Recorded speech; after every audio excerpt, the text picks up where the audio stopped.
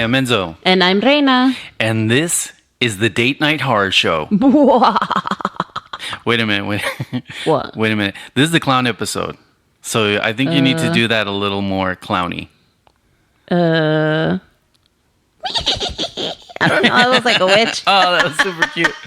I love that. That was super cute. So, Reyna, this is season 2 of the Date Night Horror Show. I can't believe we're on season 2. Crazy. Yeah. Episode 14. Episode 1 of season 2. And this episode is clowns. I wish I had like a horn. Yeah. So I have to admit, I feel a little inept with this episode. What do you mean? Well, I've never been scared of clowns. Yeah, I'm not scared of clowns either. In fact, when I was a little boy, I loved clowns. So when we'd go to the circus, I would be staring at the clowns all the time. To play the makeup. I'm just drawn to them, you know. Yeah, I think the makeup, the absurdity. I've never had that intrinsic fear of clowns. So, of course, you know, we watch horror movies, and when they intentionally make a clown creepy, that's different. But a regular clown, I've never been scared of them. I've always been drawn to them. Yeah. You know? So, what about you? Are you? I've never been afraid of clowns, not even as a little girl. No, they never bothered me at all. So when you were a little girl and you saw a clown, would you want to run over and talk to them? Not that either. Like, I wasn't like fascinated by them or anything. I was fascinated. Yeah. I wasn't. I mean, they were just clowns. Like, I didn't have a strong feeling either way. Yeah. I thought they were funny. Yeah, of course. Especially a great clown, like a great clown troupe is a joy to behold. Yeah, in fact, being a creative person, you know, ever since I was a kid, there was a phase I went through where I found out that there was a clown college. Like Ringling Brothers has a clown college. I don't know if they still do, but you did not want to go to clown college. For a brief moment, I wanted to go to clown college. Oh my God, I just learned something new after 100 years together. Yeah, I'm dead serious about this. And then after I found that out, that's scary. I started to find out about different clowns. Like there's an August clown. It's a certain aesthetic. Right. Like an August clown has plain skin with colored makeup on it. Right. And then, you know, they have the more traditional white face clowns. So they all kind of serve thematic purposes, you know, the different types of clown. And there's the tramp clown, which has the 5 o'clock shadow, that sort of thing. That's funny. So at a certain point, I was really into clowns. Okay, so the question would be, what style did you want? I like the more traditional white face clown, or like the Pierrot the Clown type clowns. I like how timeless they seem. I could see that. They're a little more elegant. And then they kind of lean slightly more towards mimes, which I like as well. I know I'm the only one in the world who likes mimes, but to our French listeners, you guys probably like mimes. Anyway, like mimes. Yeah. So, you know, you want to hear my clown voice? Oh my God, I totally want to hear your clown voice. Okay, give me a second. All right, here we go. Hi, boys and girls. I'm Enzo the Clown. Would you like a balloon? Okay, see, now maybe if I would have heard that as a kid, I'd be creeped out. Okay, so that was creepy. See, really that's my regular clown voice. Okay, but if I were to be like in, you know, like a Rob Zombie movie, I would do a different voice. I would do more of like, you know. Let's see. Hi, boys and girls. I'm Enzo the Clown. Would you like a balloon? Well, too bad I don't have one, but I got a meat cleaver. Where should I leave it? With an accent and everything. Yeah. So you did a little New York. You put a little New York. Yeah, I put a New York stank on it. It's actually very Tim Curry-ish, but so your other one is scarier. You think so? Yeah. I guess it's a little crazy, right? Yeah, it's a little manic and unpredictable.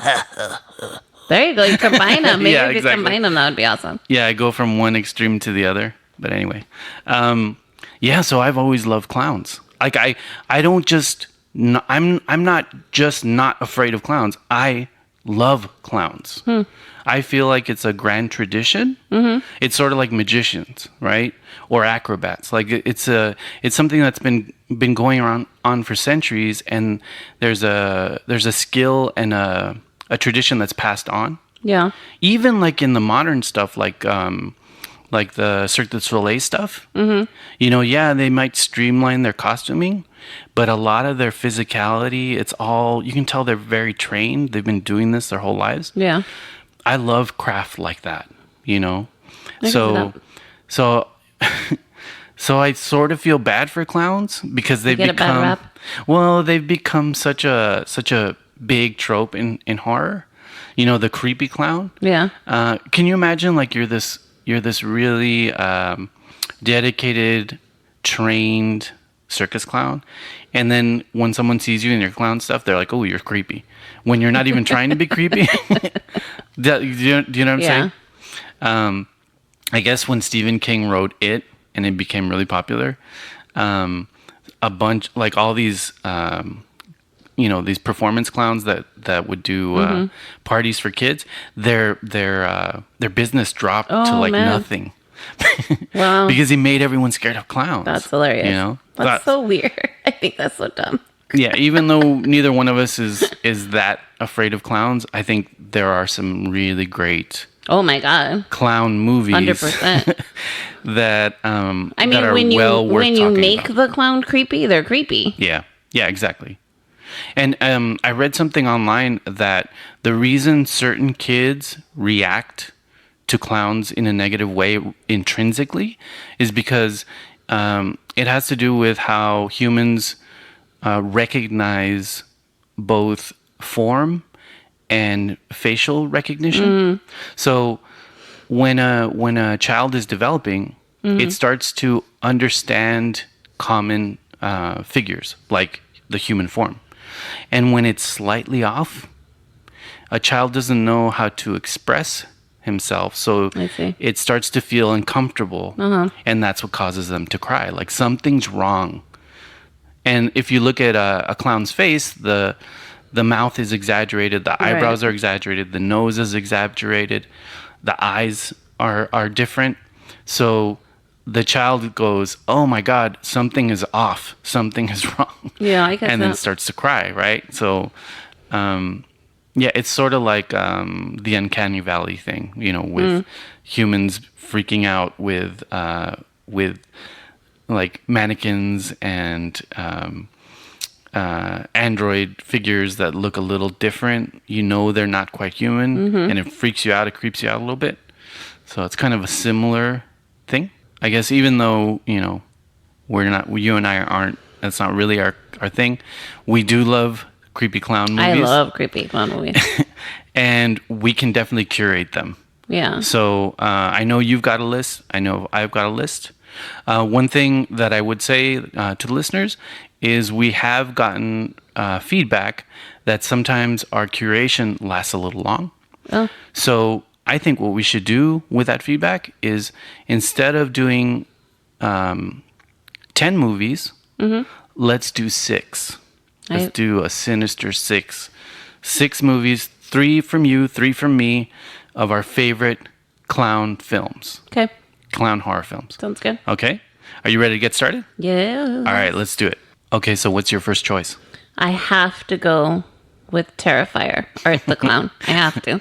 And I know it was one of our picks, one of my picks in a previous episode. Yeah, you can't do a clown episode without Art the Clown. I can't because we've seen a lot of horror movies with clowns in it, but when I saw Art the effing Clown, I lost my shit. Yeah, it's great. I thought he was amazing. Yep. He has everything that would make you afraid of a clown killer. Yep. Oh my gosh, I get all excited that I'm all tongue twisted. He doesn't speak. Right. So he sort of looks like a mime, in fact, because he's black and white. He's like mime-ish, but clownish. He's dirty. The actor they chose is really thin and lanky. Yeah. And he's just relentless. Yeah. I love it. Yeah, and it was on Netflix, and I think it's still on. Yeah, Netflix. it's still on Netflix. So I love Art the Clown. Everything about him, the aesthetic, the it just that scared me. Yeah. Art the Clown. Hey, you know what's interesting? A little tidbit on it. I was reading an interview with the director, and he was saying the reason the movie's called Terrifier is because he wanted it to feel like a roller coaster ride, like from start to finish, scare after scare after scare after scare. So very little setup, and the whole time it's terrifying you. So that's why it's called Terrifier. Accomplished. Yeah. Oh my god. So scary. Sorry, I just showed him a picture. Like the no eyebrows, and then the bloody pointy teeth, the pointy nose, everything about him. Yeah. Is just creepy. Well, he's got eyebrows, but they're they're the exaggerated painted ones. Well, yeah, but you know what I mean. Yeah, exactly. And I like that his costume's not perfect, like all of that. And he's dirty. And I love that he's dirty and has blood on him. And it's so nasty. I love Art the Clown. If you have not seen Terrifier, you need to see Terrifier. 100%. It is really dark, but it is not for the faint of heart. No. This is not horror light. Not at all. In fact, the first Terrifier film is really gritty. So it looks like almost like a video release, you know, kind of harkening back to the 80s, those kind of crusty video releases.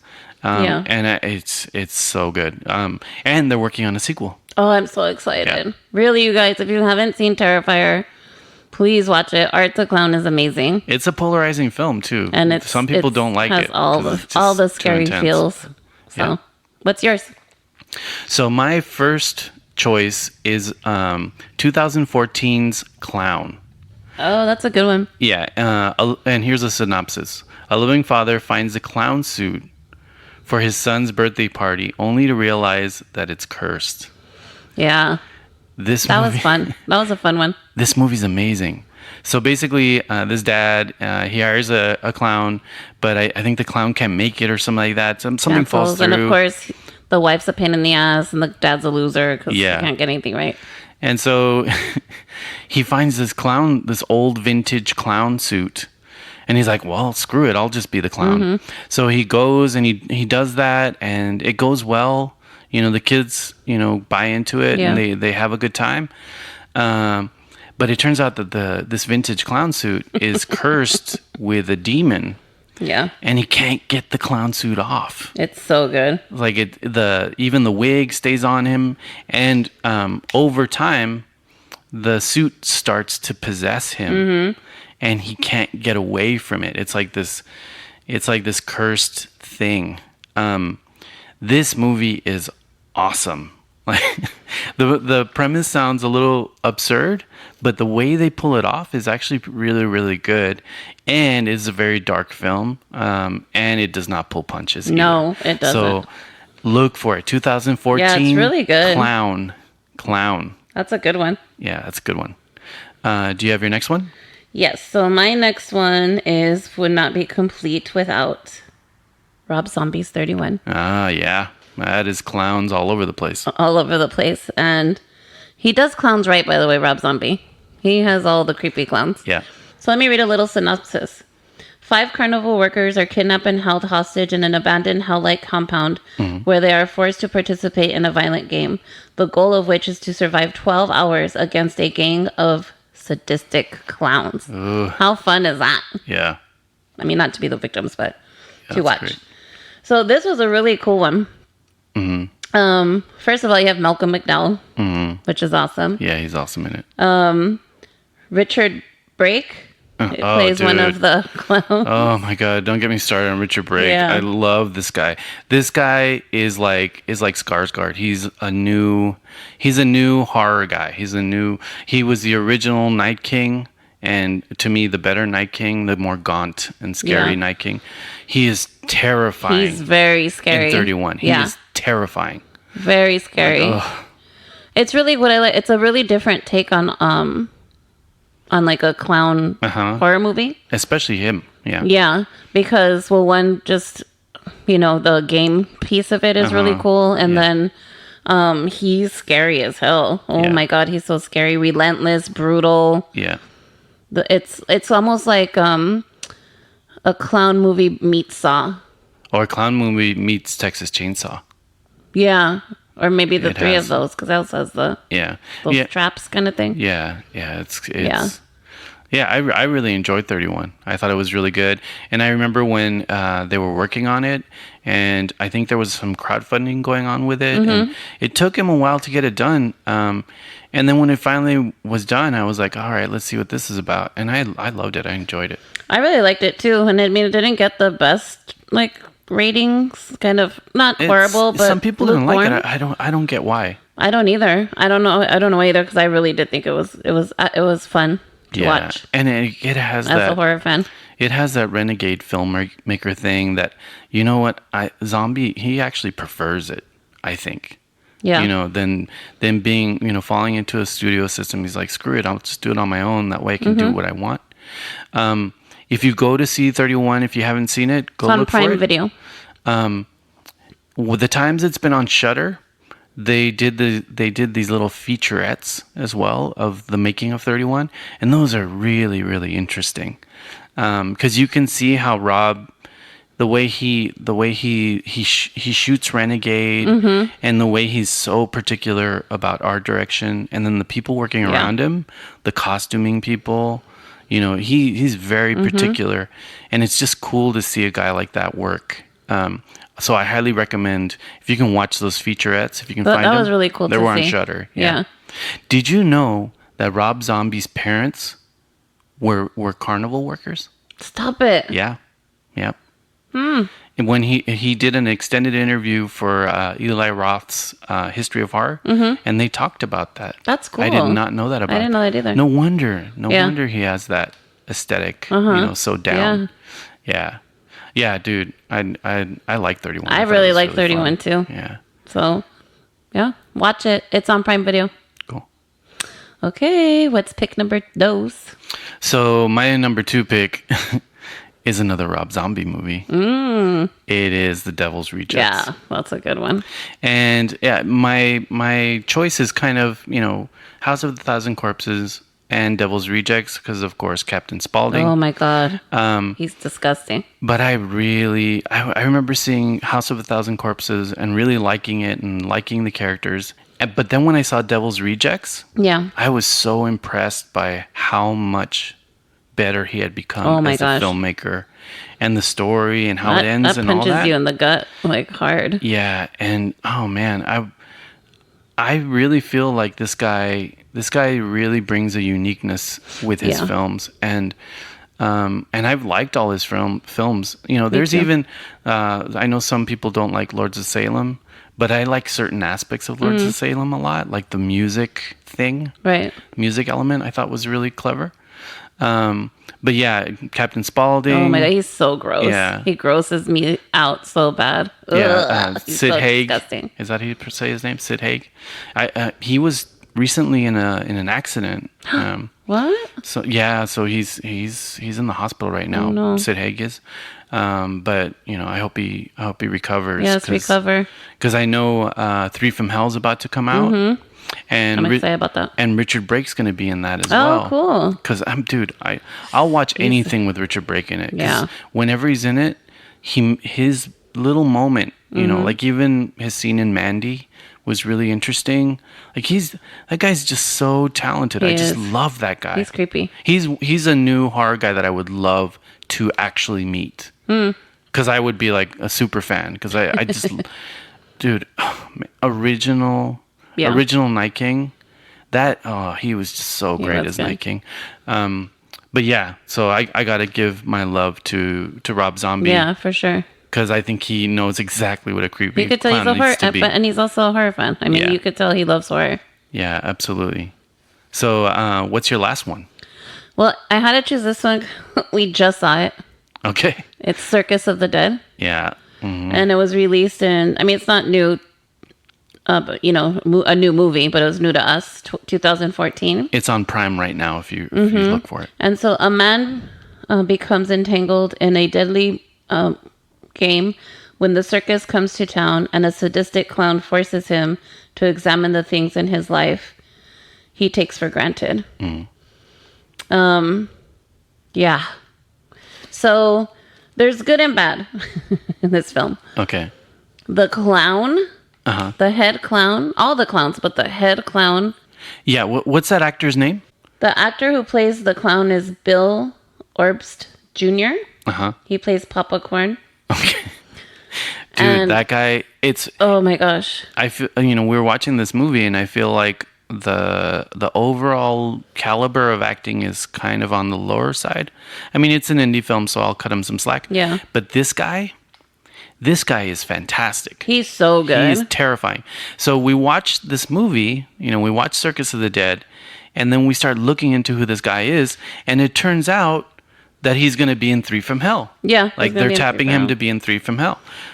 So it'll be interesting to see how Rob Zombie uses this guy. Yeah, and he's been in in other horror movies. But he's really good and really high caliber for horror. Disgusting. Yeah. He knows exactly what he's doing. Scary, creepy. Yeah. Nuanced. The makeup job that they do on him is really good. Yeah. Who's the director? His name is Billy Bloody Bill Pun. This guy is clearly influenced by Rob Zombie, and I would love to see this guy get a bigger budget because he knows the horror parts were like super scary. Very scary and relentless. Super scary. I think if he has a better budget, maybe he can hire some better actors for the other roles. Yeah. He knows exactly what he's doing on the horror side. Oh my God, 100%. It was so scary. Yeah. The concept of the movie was really cool. Like the way they did the ideas were great. The kills and all that. The secondary elements. They used loteria cards. The loteria cards were cool. I like that. There were some great. This director feels like The Apprentice to Rob Zombie. Like if you like Rob Zombie films and how disgusting and over the top they can get, then you will love. You'll like this one. Circus of the Dead. Like you'll like it. It does not pull a punch at all. It's very graphic and creepy without spoiling it, because there's just some they pull it back. Yeah. Not this one. Oh man. Nope. Really good. So little gem. Yeah, little indie gem. Yeah. Good date night horror movie. It's rough around the edges, but if you can cut it some slack, the horror parts will freak you out. Like they're good. But if your girl's like me and likes that kind of stuff, it's a good date night movie. Yeah, absolutely. All right, what's your last one? Okay, so my last one, I gotta go with it. Part 1. Oh yeah, okay. And I really liked it. Part 1. Yeah, I think Skarsgård. He has some big clown shoes to fill with Tim Curry. Yeah. And we just saw, the miniseries again, and Tim Curry is fantastic. He's really good. He's the best part of the whole miniseries. Yeah, definitely. I agree with that. Because he attacks the role of Pennywise. And so this guy had a lot to overcome. And I remember people were pretty negative in the early images of Pennywise. But then when the film came out, people liked it. Because the guy's good. Great. He knows what he's doing. He's clearly into it. You feel it in his performances.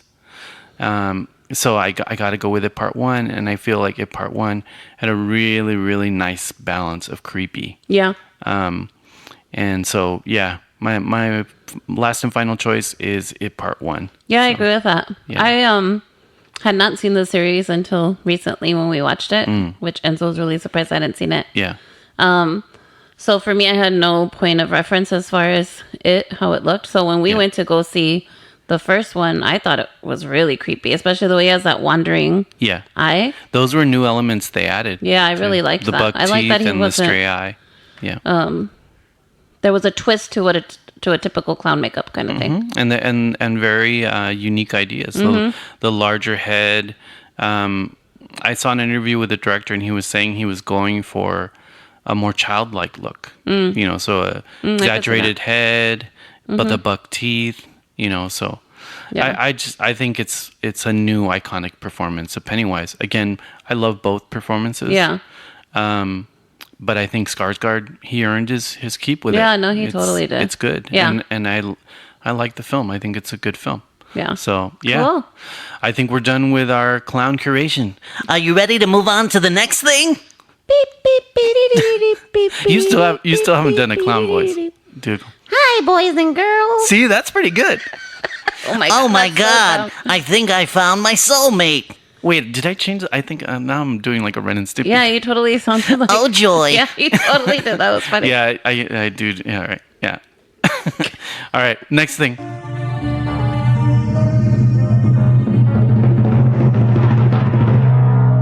And now, our feature review. All right, Reyna, it's time Finally. for this week's feature review. Woohoo. We've been waiting for this one. Yeah, 2 years since the last It Part 1. Yep. And now we have It Part 2. Chapter 2. Yeah. So we just went out and just saw saw it. this like just hours ago. So it's very fresh in our heads. And we also did a lot of homework. So we watched It Part 1 earlier in the week. Yep. And we also watched the mini series with the great Tim Curry Still can't believe in it. it. Yeah. So I feel like we have all that stuff swirling in our heads, and we're ready to start the review. Go ahead and give us a synopsis for this. Okay. 27 years after their first encounter with a terrifying Pennywise, the Losers Club have grown up and moved away until a devastating phone call brings them back. You float too, just like Georgie. Hey, that was pretty good. That's my first That's pretty good. first ever Pennywise Skarsgård Pennywise impersonation. That was pretty good.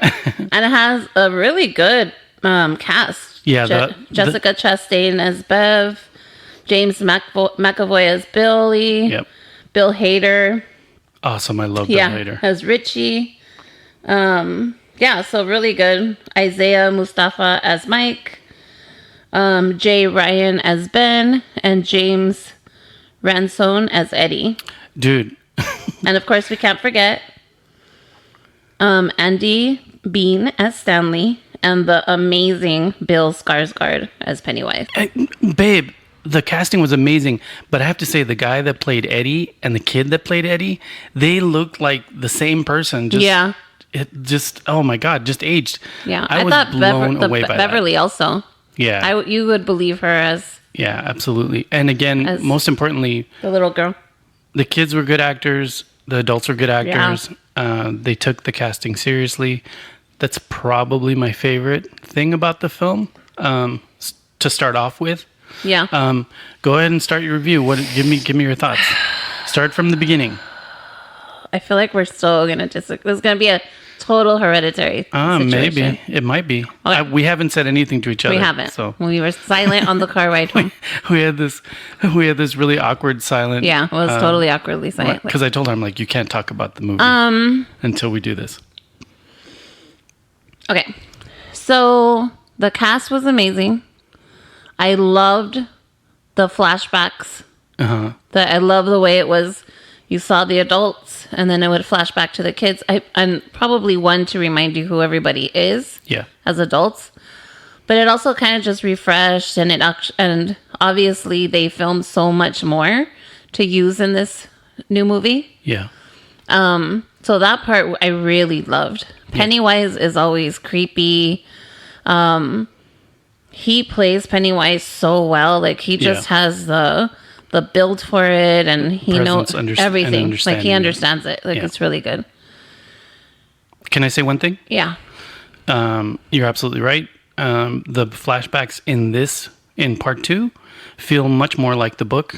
Because the book was like that. They would kind of daydream off and remember moments from their childhood. So in part 1, I kind of missed that dynamic. Oh, yeah. But it's definitely here in part 2. Oh, yeah. Which I was really happy about. Because I thought, we're not going to see the kids anymore. Well, But I was you kind see of a lot worried of about kids. that because they're so much older now. Like, they're not so much older now, but you know how kids go through puberty, so they change. Yeah. Like the kid from Stranger Things totally looks a little bit different. Yeah.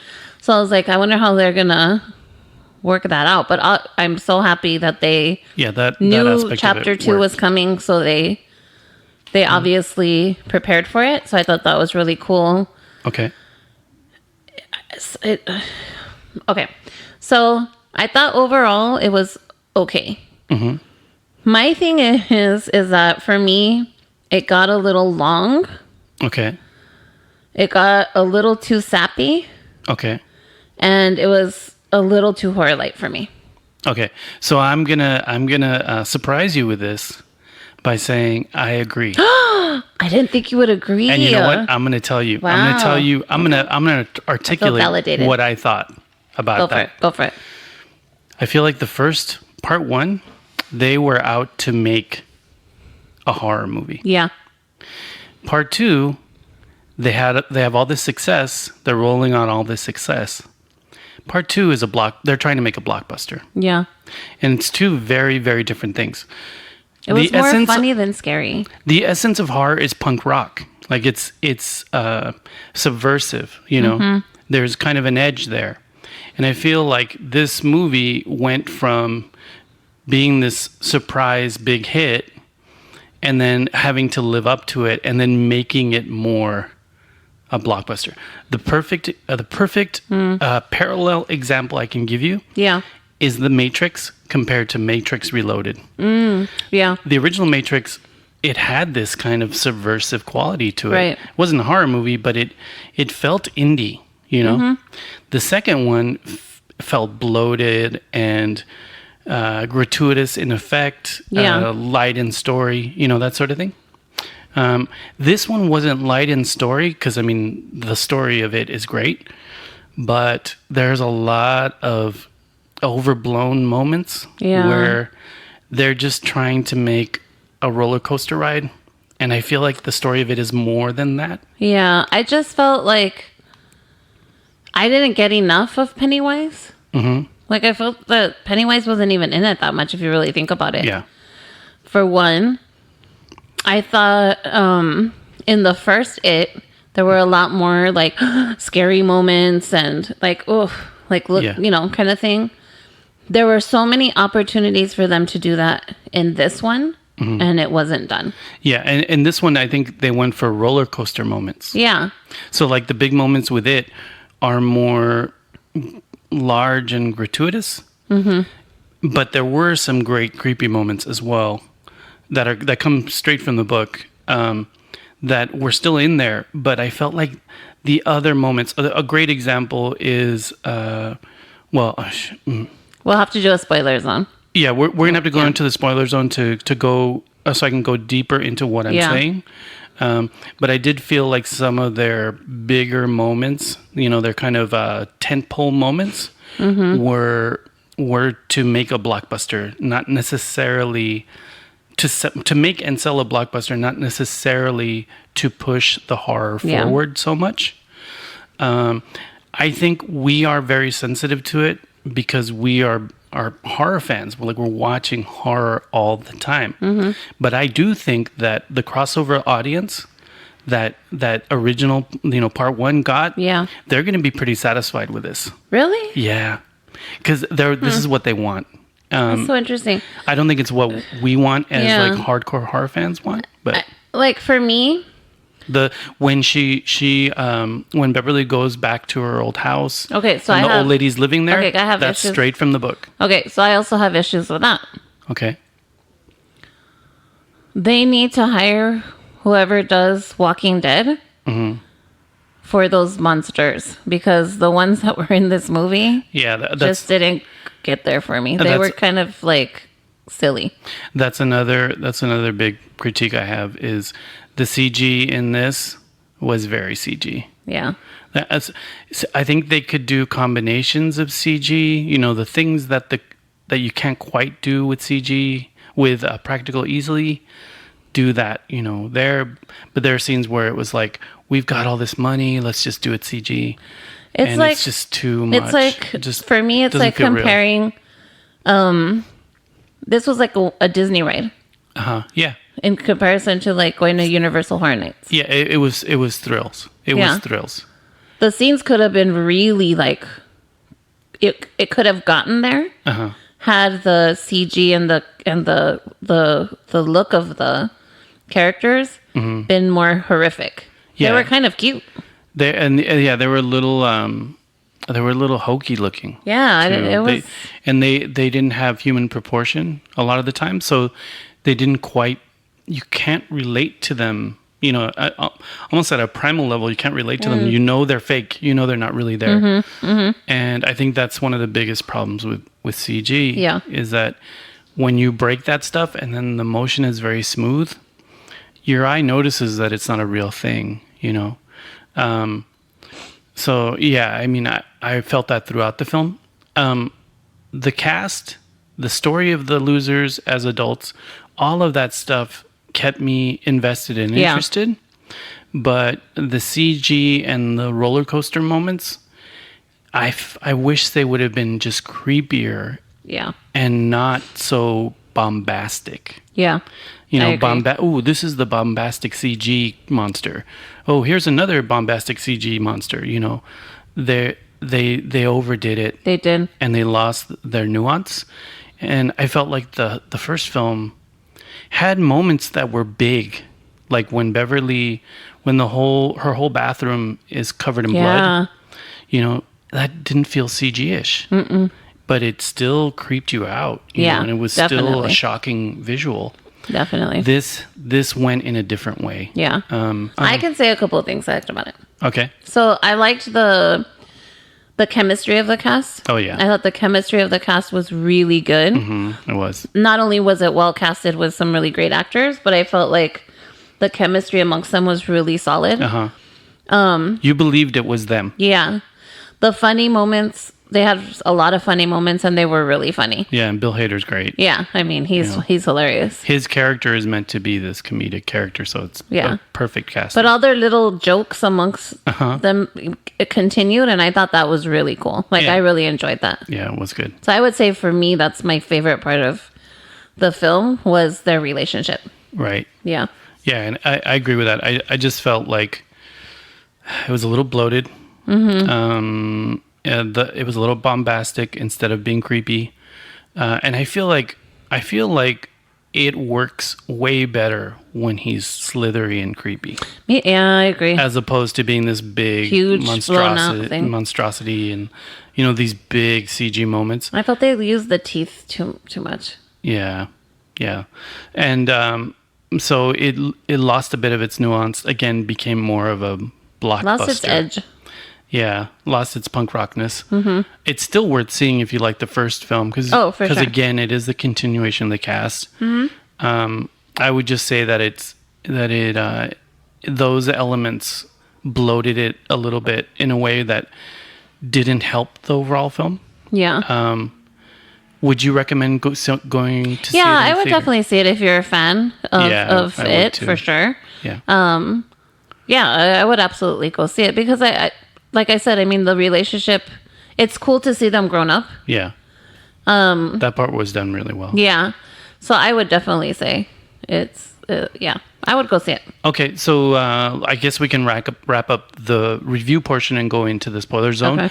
Okay. So you're saying go see it in the theater. It's worth seeing in the theater. I wouldn't run out like we did opening weekend, but I would go see it for sure. Okay. I wasn't entirely satisfied with it, but I'm glad I saw it in the theater. Yeah.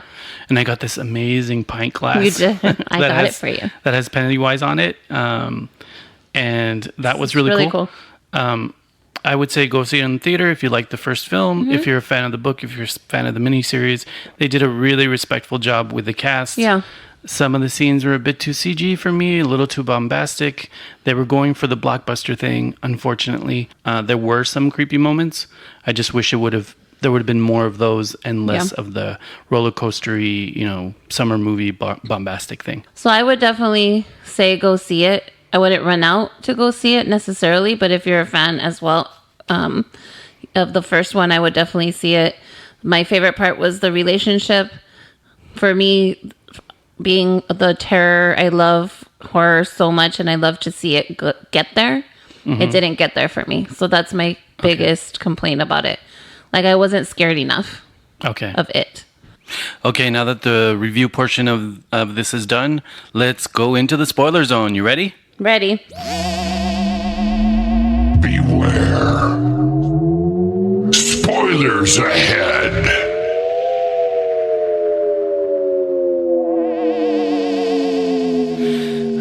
Okay. Now we can talk freely. So everyone who's here now, you already ran out and saw the movie. Or you don't care if someone spoils it for you. Right. Some people like spoilers. Yeah, that's weird. Yeah. That's got to be a generational thing because Oh my God. I'm old school. So cool. too. Let's get into it. Let's get into Okay. it. What do you want to talk about that you want to elaborate on? I have a couple things, but go ahead. I'm interested to know what spoilers you want to dig into.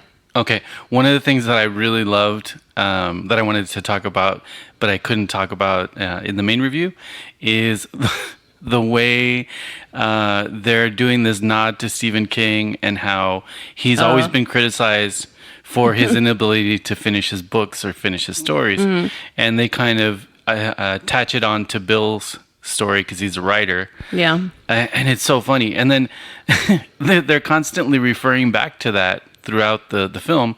And then you have a cameo from Stephen King, this amazing cameo where he's, the store owner. Yeah, where he finds his bike. And then he even makes the same sort of reference. I thought that was great. And I have to say this, when I read it originally, I remember getting to the point where I find out that it is a cosmic spider. Yeah. And I was like, what the flying fuck?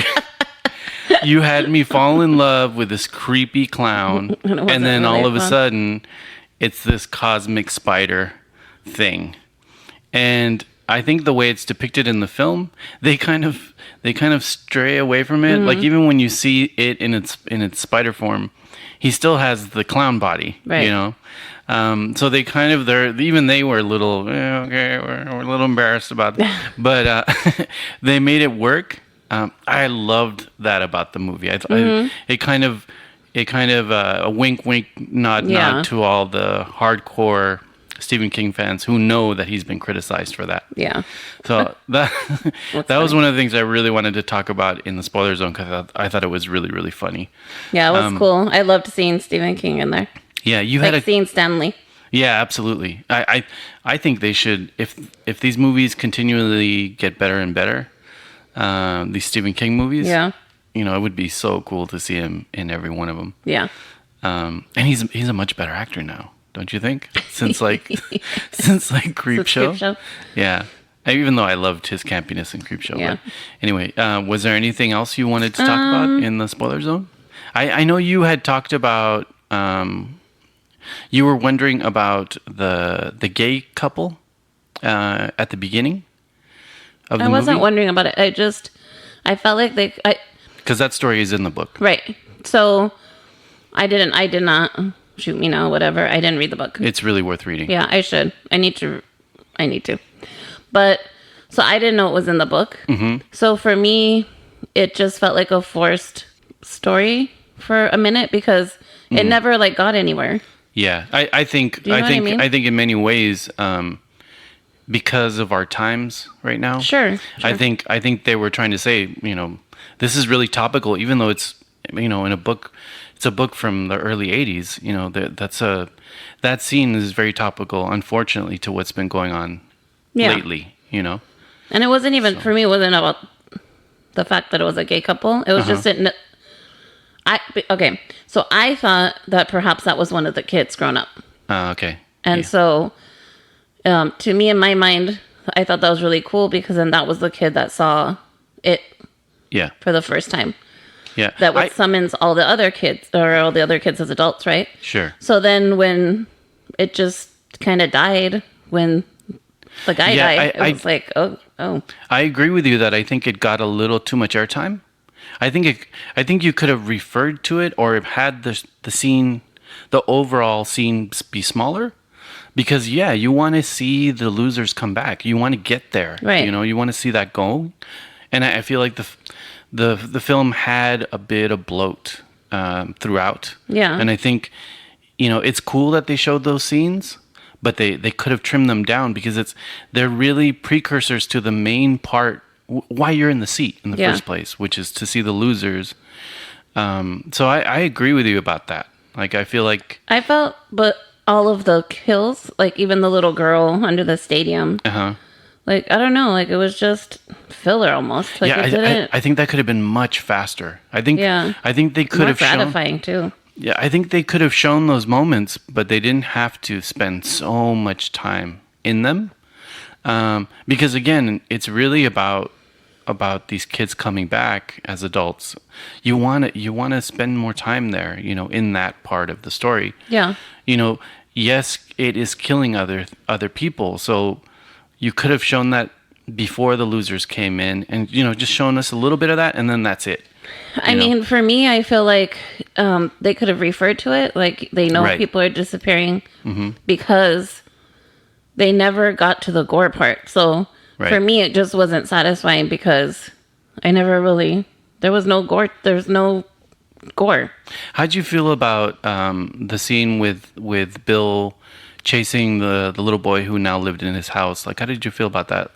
Going to the fun house and then in the mirrors and all that.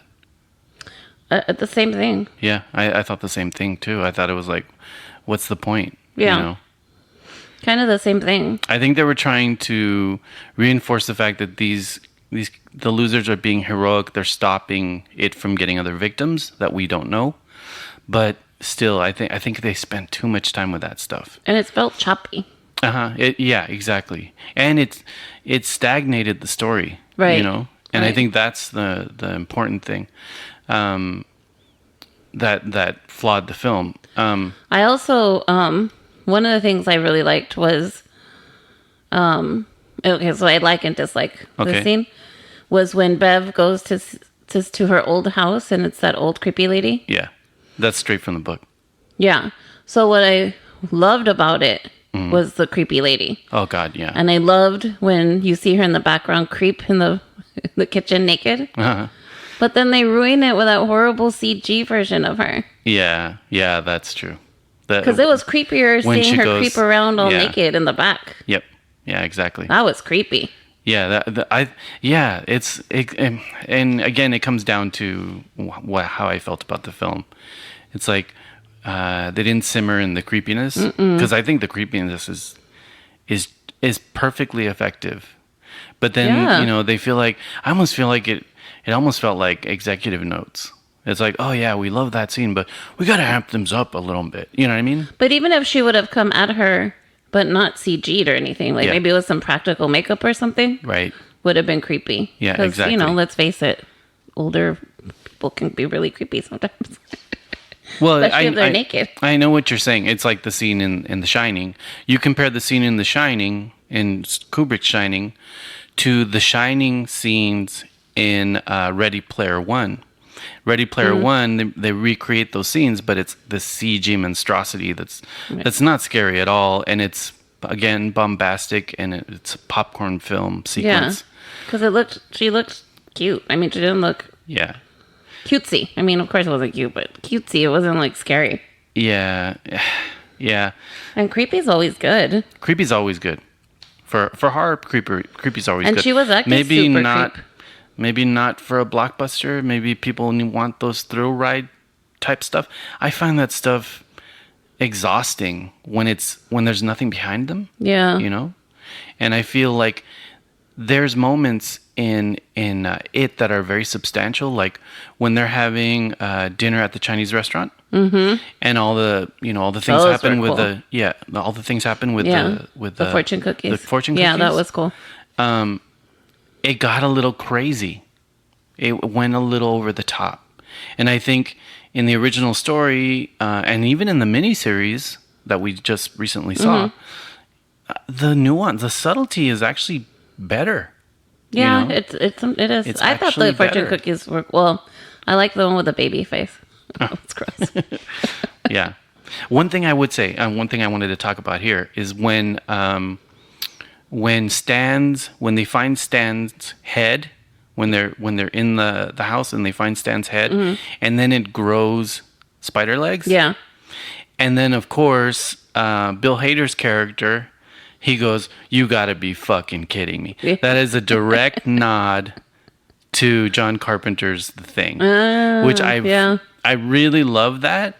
And I thought that creature, the spider head creature, it was pretty cool. was blended better than some of the others. Yeah. And it was effective. Maybe it's because I'm terrified of You don't like large spiders, but It was okay. yeah. So It wasn't as the lady, the old lady, and then that zombie thing was ridiculous. yeah, the what was it called? The leper man dude. Mm-hmm. Yeah.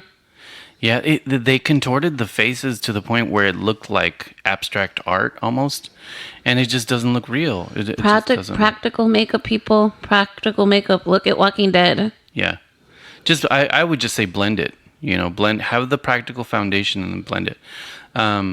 But yeah, again, they were going for thrill rides, and yeah, and they didn't get the subtle creepiness as much. Yeah. But the scene where you see the human Pennywise, and then he cuts his own eyes That was cool. That was one of my favorite scenes. Yeah, that was cool. Because it's very creepy. It felt physical. Yeah. I'm sure there was some CG integrated there, but it was a human face. Yeah. It was really the actor, and I'm sure there was some practical as well. And that was one of the more effective scenes. Yeah, I would agree with that. I think we're just allergic to I guess, some of but that I mean, bouncy even CG.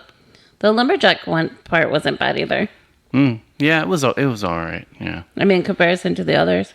I didn't like the lumberjack, but I liked what it, seeing it flying through the air and stuff. Yeah. I thought was cool. Yeah. But yeah, anything else you want to talk about in the spoiler zone? So my favorite part, as I mentioned in our review of it, was the relationship with the adult kids who are now adults. Yeah. Like, I really like the way they all came back together, and it wasn't necessarily smooth. But they, of course, united in order to kill it. And what I liked that they didn't do in the movie that was part of the series was that cloud of doom that Derry has. Once they killed it, they started to forget again. On the series. On the series. Yeah. But they didn't do that, or they implied it in the series. I think that was Stephen King saying, I'm going to do more with Derry later. So Yeah, probably. you know what I mean? Yeah. Although some of them went off to be together, like Ben and Bev. Yeah. But it still implied that while they were there, they would still start to forget in the series. So I'm glad they didn't do that in the movie. Yeah. 'Cause I thought they kept their relationships intact. Yeah, in the movie they even said, okay, we're still in contact with each other, so it must actually be dead. Yeah. So yeah. So that yeah. I liked that part. I think another thing I really like too is that if you watch the miniseries, they double down on the space spider thing. So like the final climactic scenes in the miniseries, it is a spider. It has no clown head. No reference to Pennywise when you see its final form.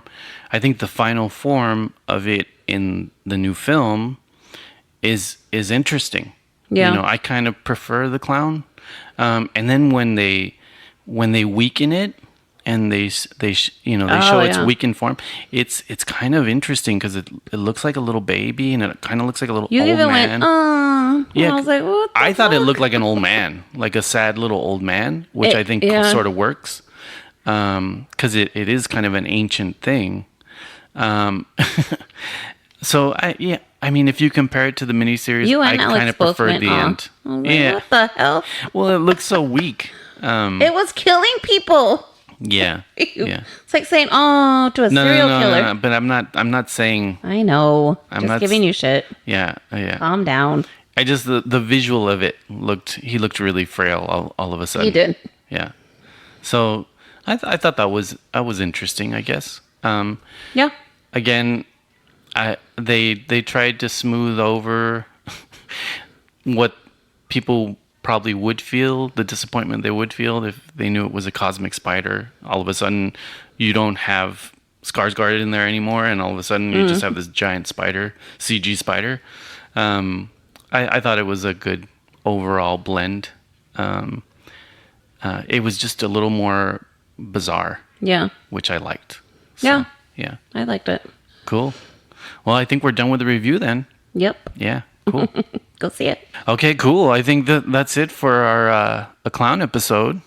Bye, boys and girls. No, it's all not So, again, thank you to everyone who's listening to the show. Yes. Thank you for following us into a second season, which is awesome. We're hoping that every episode we can challenge ourselves. We've got Halloween season coming. I can't wait. Which means we have a ton of horror movies coming Yes. out.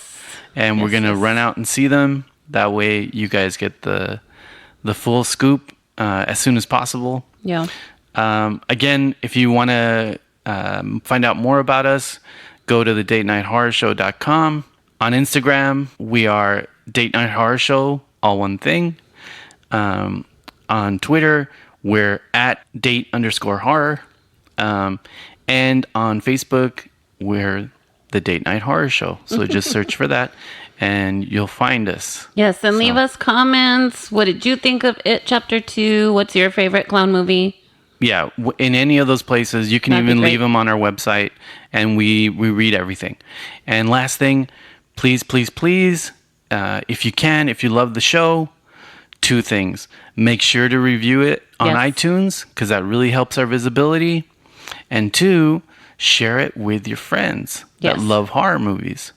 And that'll really help us spread the word, and we'll keep doing the show, and we'll keep going out to horror attractions and to the latest horror movies and reviewing the latest horror that's streaming right now. Yes. So cool. I think we did a pretty good job for this first episode of season 2 Woohoo! of the Date Night Horror Show. Okay, bye, everybody. Scare you later! The Date Night Horror Show is written and produced by Enzo and Reyna. All music written and produced by Enzo. Find Enzo and Reyna online at thedatenightHorrorshow.com. Do you love the show? Then share it with your horror-loving friends and help spread the word.